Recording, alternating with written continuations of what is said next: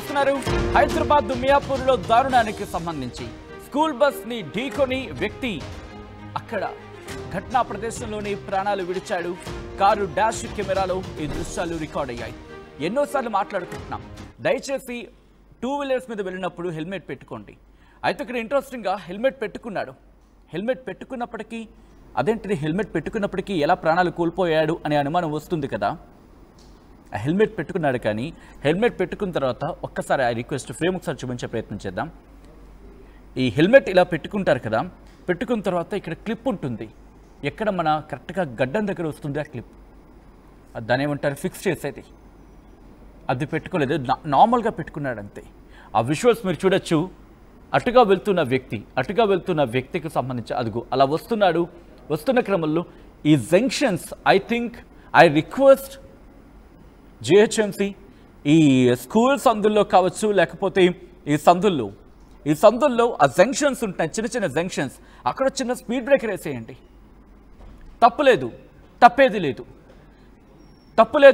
లేదు. ఎందుకు నేను ఈ మాట అంటున్నానంటే, ఐ హ్యావ్ సీన్, ఈవెన్ నేనుంటున్న ప్లేస్ దగ్గర అక్కడ ఒక స్కూల్ ఉంది. ఆ స్కూల్కున్న ఒక చిన్న ఆ స్కూల్కి మేమున్న ప్రాంతానికి ఒక ఇలాగే ఒక వే ఉంటుంది. అక్కడ అంతే, ఇటుగా ఒకడు వచ్చేస్తాడు, పైనుంచి ఒకడు వచ్చేస్తాడు. ప్రమాదాలు నేను చూసిన ఒక 2-3 ప్రమాదాలు జరిగాయి, నా కళ్ళంతా నేను చూసినవి. సో ఈ కైండ్ ఆఫ్ ప్రమాదాలు చాలా ఎక్కువ అవుతున్నాయి. ఒకసారి మీరు చూడొచ్చు ఆ ఘటనా ప్రదేశంలో అదుగు, అది అతివేగంతో వస్తున్నాడా, నార్మల్గా వస్తున్నాడు. మీరు చూడొచ్చు ఆ స్కూల్ బస్ కూడా ఆ సందులో వచ్చినప్పుడు ఎందుకంత వేగంతో రావాలి. ఒకసారి చూడండి మీరు. ఆ సందులో వచ్చే క్రమంలో ఎవరిది తప్పు అనేది ఒక్కసారి నేను మీకే వదిలిపెడుతున్నాను, మీరే మాట్లాడే ప్రయత్నం చేయండి. విజువల్ మొట్టమొదటి నుంచి చూస్తే మీకు అర్థమవుతుంది. ఆ ఘటనా ప్రదేశంలో వెంటనే అక్కడ తన అపస్మారక స్థితిలోకి వెళ్ళిపోయాడు, స్పృహ కోల్పోయాడు. అదుగు ఎవరిది అతివేగం, అక్కడ ఎవరిది, నేను మిమ్మల్ని అడిగే ప్రయత్నం చేస్తాను. బికాస్ ఇక్కడ నేను ఎందుకు కంక్లూషన్కి రాలేకపోతున్నాను. I'm sorry for that, I'm sorry to say that. ఎందుకు నాకు ఎవరి వైపు నుంచి చూడాలి? స్కూల్ బస్ కూడా వేగంగానే నాకు కనిపిస్తోంది. ఇటుగడ బ్లడ్ శాంపిల్స్ తీసుకొస్తున్న వ్యక్తి కూడా ఒకసారి బహుశా చూసుకొని ఉండాల్సింది. అయితే అటుగా వెళ్తున్న కారు, లక్కీగా అక్కడ ఆ కారు డాష్ బోర్డ్ ఉంటుంది, అక్కడ ఆ విజువల్ అక్కడ కెమెరాలో రికార్డ్ అయ్యాయి. అదిగోండి, అబ్బా! ఆ రిక్వెస్ట్, ఆ హెల్మెట్ ఎగిరి పడుతుంది, దాన్ని కాస్త హైలైట్ చేసి చూపించే ప్రయత్నం చేద్దాం.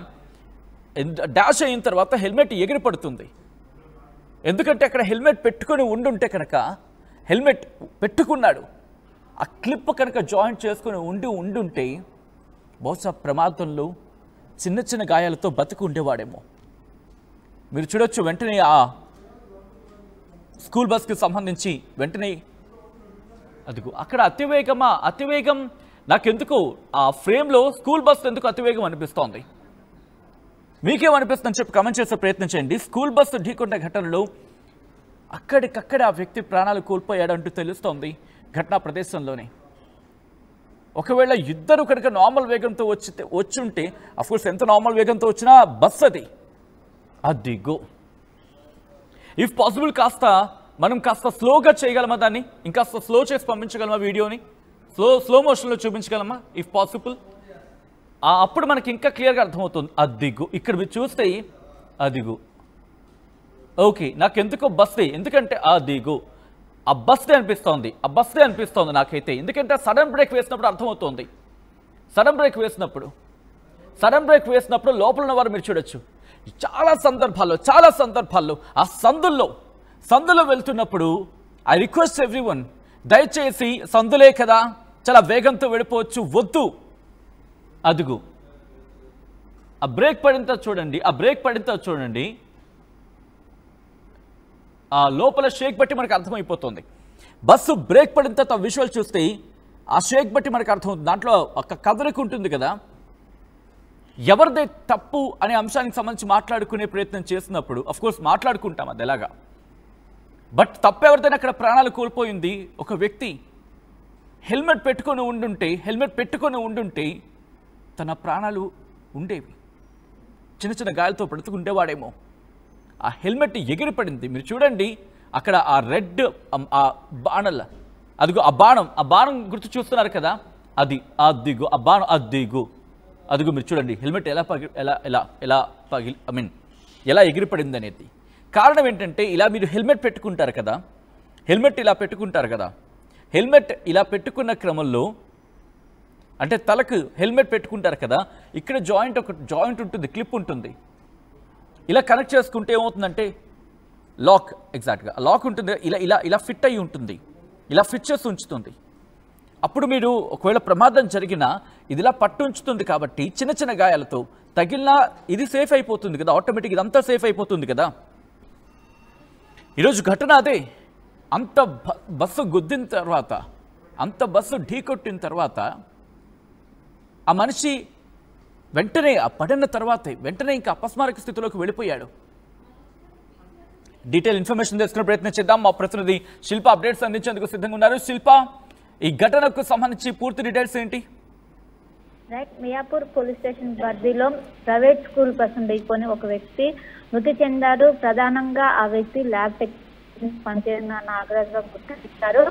తను ఏదైతే గోపాల్ అక్కడ ఉన్నటువంటి ఏదైతే మియాపూర్ దగ్గర ఉన్నటువంటి తను ఒకవైపు బ్లడ్ శాంపిల్స్ తీసుకుని వస్తుండగా ఎదురుగా అనేది ఒక టన్ అనేది ఉన్నది. కానీ తను వస్తున్న స్పీడ్ ని తగ్గించకుండా అదే వేగంతోనే ముందుకు వస్తున్నటువంటి టన్ను దగ్గర కూడా అలానే వచ్చారు. అటు ఆపోజిట్ నుండి వస్తున్నటువంటి బస్సు కూడా అదే వేగంతో వచ్చారు. అక్కడ టర్నింగ్ ఉన్నప్పుడు ఇద్దరు కూడా అలర్ట్ అవ్వాలి. ఒకవైపు హార్న్ అయిన వాళ్ళు ఇండికేషన్ ఇచ్చి ఉండాలి, కానీ ఎవరు కూడా అది చేయకపోవడం వల్ల ఈ యాక్సిడెంట్ జరిగినట్టు కూడా తెలిసింది. వెంటనే తను ఆ స్పాట్ లోనే మరణించినట్టు కూడా అక్కడ ఉన్నటువంటి స్థానికులు చెప్తున్నారు. ఇప్పటికే భార్య ఎవరైతే మరణించినటువంటి నాగరాజు ఉన్నారో నాగరాజుకి సంబంధించిన భార్య పోలీస్ స్టేషన్ లో కంప్లైంట్ ఇవ్వడంతో ఇప్పటికే డ్రైవర్ పైన ఎవరైతే బస్ డ్రైవర్ ఉన్నారో బస్ డ్రైవర్ పైన కేసు నమోదు చేశారు. ప్రాథమికంగా మాత్రం మితిమీరిన వేగం వల్లనే ఈ యాక్సిడెంట్ అయినట్టు కూడా గుర్తించారు. ఇంకోవైపు నాగరాజు కుటుంబ సభ్యులు ఇటు మియాపూర్ పోలీస్ స్టేషన్ దగ్గర వాళ్ళు కూడా ఒక ఆందోళన వ్యక్తం చేస్తున్నట్టు పెద్ద కోల్పోవాల్సి వచ్చింది, మాకు ఏ విధంగా బతకాలి, మాకు చిన్న పిల్లలు ఉన్నారు, ఈ విధంగా అంటూ ఆవేదన వాళ్ళు పెద్ద ఎత్తున ఆందోళన వ్యక్తం, మాకు ఖచ్చితంగా న్యాయం జరగాలి. అక్కడ ఉన్నటువంటి స్కూల్ బస్సు అనేది ఖచ్చితంగా ఎక్కువగా మితిమీరిన వేగంతో ప్రయాణించడానికి అవకాశం లేదు. దానికి కొన్ని స్పీడ్ లిమిట్స్ ఉన్నాయి, కానీ అది ఫాలో అవ్వలేదు. అది ఫాలో అవుతే ఖచ్చితంగా మా హస్బెండ్ అనేవాడు బతికి ఉంటాడు అంటూ కూడా అటు భార్య పెద్ద ఎత్తున అక్కడ కుటుంబ సభ్యులతో కలిసి ఆందోళన వ్యక్తం చేస్తూ ఖచ్చితంగా మాకు న్యాయం జరగాలంటూ కూడా ఇప్పటికే డ్రైవర్ అదుపులోకి తీసుకున్నారు. ప్రస్తుతం అయితే డ్రైవర్ పైన కేసు నమోదు చేశారు. కానీ ఈ ఎంటైర్ ఇష్యూలో కూడా ఇద్దరిది తప్పును, ఎందుకంటే అక్కడ ఎదురుగా టర్నింగ్ పాయింట్ ఉండడంతో ఇద్దరు కూడా అలర్ట్ అవ్వాలి. అటు నుంచి వచ్చే వెహికల్స్ కావచ్చు, ఇటు నుంచి వచ్చే వెహికల్స్ కావచ్చు, హార్న్ ఇవ్వాలి, ఎవరైనా వస్తున్నారా లేదంటూ కూడా టర్న్ పాయింట్ రావడానికి అందరూ కూడా కొంచెం స్లో చేయాలి. కానీ వాళ్ళు సేమ్ స్పీడ్ తో రావడంతో ఇది జరిగినట్టు కూడా ప్రాథమికంగా నిర్ధారణకు వచ్చారు. ఈ ఎంటైర్ ఇష్యూ అనేది ఎదురుగా వస్తున్నటువంటి ఏదైతే కారులో ఉన్నటువంటి సీసీ కెమెరాల్లో ఈ మొత్తం కూడా దృశ్యాలన్నీ రికార్డ్ అయిన వాటి ఆధారంగా చేసుకుని ప్రస్తుతం పోలీసులు దర్యాప్తు చేసుకుని ఇప్పటికే బస్సు డ్రైవర్ని అదుపులోకి తీసుకుని ప్రస్తుతం అయితే విచారిస్తున్నారు. ఎందుకంటే స్కూల్ బస్సు అనేది చాలా స్పీడ్ లిమిట్స్ కావచ్చు, చాలా కండిషన్స్ ఉంటాయి. సో అవన్నీ ఫాలో అవుతున్నారా లేదంటూ కూడా ప్రస్తుతం పోలీసులు అయితే వాటికి సంబంధించి కూడా ఆర్టీ అధికారులతో ప్రస్తుతం అయితే చర్చలు జరుపుతున్నట్టు కూడా తెలుస్తుంది. ఇప్పటికే నాగరాజు మరణించినట్టు ఇంకోవైపు కుటుంబ సభ్యులు పెద్ద ఎత్తున ఆందోళన వ్యక్తం చేస్తున్నారు. ప్రస్తుతం పోలీసులు ఏమంటున్నారు శిల్ప? ఈ ఘటనకు సంబంధించి ఇన్వెస్టిగేషన్ ఎంతవరకు వచ్చిందంటున్నారు? రైట్, పోలీసులు మాత్రం అక్కడ ఉన్నటువంటి సీసీ కెమెరాలను స్వాధీనం చేసుకుని ప్రస్తుతం ప్రాథమికంగా మాత్రం మితిమీరిన వేగం వల్లనే ఇది జరిగినట్టు కూడా ఒకవైపు వాళ్ళు కూడా నిర్ధారణకు వచ్చి దీనిపైన ఇప్పటికే ఎవరైతే డ్రైవర్ ఉన్నారో డ్రైవర్ పైన కేసు నమోదు చేసినట్లు కూడా తెలుస్తుంది. సో ఖచ్చితంగా స్కూల్ బస్ అనగా ఖచ్చితంగా స్పీడ్ లిమిట్స్ అనేవి ఉంటే వాటిని ఫాలో అవ్వాలి. వాటి స్కూల్కి సంబంధించిన యాజమాన్యం దృష్టి కూడా తీసుకెళ్ళినట్టు తెలుస్తుంది. ఖచ్చితంగా దీనికి బాధ్యత ఎవరు వహిస్తారని ఖచ్చితంగా అక్కడ కుటుంబ సభ్యులను ఆదుకోవాలి, అండగా నిలబడాలంటూ కూడా ఇటు పోలీసులు కూడా వాళ్ళు చెప్తున్న పరిస్థితి కనిపిస్తుంది. కానీ ఇటు కుటుంబ సభ్యులు పెద్ద ఎత్తున, ఎందుకంటే నాగరాజ్ అనేది కొన్నేళ్ల క్రితం ఊర్లో నుంచి వచ్చి ఇక్కడ జీవనం కొనసాగిస్తున్న, అలాంటిది ఒకవైపు ల్యాబ్ టెక్నీషియన్ గా వర్క్ చేస్తున్నారు, రోజు వెళ్ళి బ్లడ్ శాంపిల్స్ కలెక్ట్ చేస్తూ ఉంటారు. ఎప్పుడు ఈ విధంగా జరగలే. కానీ ఇటు డ్రైవర్ నిర్లక్ష్యం కారణంగానే ఇది జరిగింది. మా స్పీడ్ లో ఉన్నప్పుడు స్కూల్ బస్ అనేది చాలా స్లోగా రావాలి, స్పీడ్ లిమిట్ అంటున్నారు, అవి మాత్రం ఫాలో అవ్వలేదు. అవి ఫాలో కాకపోవడం వల్ల ఇది జరిగిందంటే అటు కుటుంబ సభ్యులు చెప్తున్నారు. దీంతో పోలీసులు కూడా అక్కడ దొరికినటువంటి ఏదైతే కార్లో లభించినటువంటి సీసీ కెమెరాలు ఉన్నాయో అవి ప్రస్తుతం కీలకంగా మానే వాటి ఆధారంగా ప్రస్తుతం అయితే కేసు దర్యాప్తు చేస్తున్నారు. ఇప్పటికే ఆ డ్రైవర్ని కూడా అదుపులోకి తీసుకొని ఇక్కడ ఉన్నటువంటి యాజమాన్యాన్ని దృష్టి కూడా తీసుకెళ్లారు. ఎప్పటి నుండి చేసినా ఆయనకు సంబంధించినటువంటి లైసెన్స్ కావచ్చు వీటిని అనేది కూడా ప్రస్తుతం అయితే చెక్ చేస్తున్నారు. అక్కడ ఉన్నటువంటి ఇంక వేరే సీసీ కెమెరాల ఆధారంగా వాళ్ళ స్పీడ్ లిమిట్స్ కావచ్చు వీటిని అన్నింటిని కూడా ప్రస్తుతం చెక్ చేస్తున్నట్లయితే సమాచారం అందుతుంది. శిల్ప, థ్యాంక్స్ ఫర్ అప్డేట్. మొత్తంగా అయితే మాత్రం హైదరాబాద్ మియాపూర్లో దారుణం చోటు చేసుకుంది. స్కూల్ బస్సును ఢీకొని వ్యక్తి ఘటనా ప్రదేశంలోనే ప్రాణాలు విడిచాడు. కారు డాష్ కెమెరాలో ఆ ప్రమాద దృశ్యాలు రికార్డ్ అయ్యాయి. ల్యాబ్ టెక్నీషియన్ గా పనిచేస్తున్నాడు నాగరాజు. గోపాల్ నగర్ లో బ్లడ్ శాంపుల్ తీసుకుని వస్తూ ఉండగా ఈ ప్రమాదం చోటు చేసుకుంది. అతివేగం ఈ ప్రమాదానికి కారణమని చెప్పి భావించడం జరుగుతుంది పోలీసులు. ఈ కథనం మిమ్మల్ని కాస్త కలవరపరచైతే మిమ్మల్ని కలవరపాటు గురి చేయడం ఆర్టీవీ ఉద్దేశం కాదు.